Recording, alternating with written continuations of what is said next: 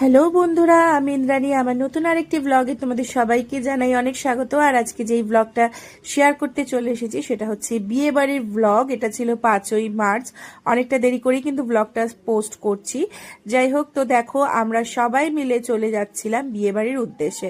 তো প্রথমেই বলি যে এই বিয়ে বাড়িটা ছিল হচ্ছে আমার বরের অফিস কলিগের বিয়ে।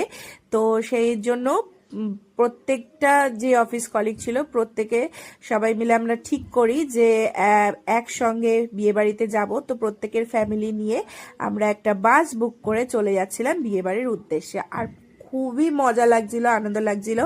আমাদের এর আগে এই সবাই মিলে পিকনিকও হয়েছিল, তো পিকনিকের পর আবার আমরা একসঙ্গে একটা অনুষ্ঠানে যেতে চলেছি।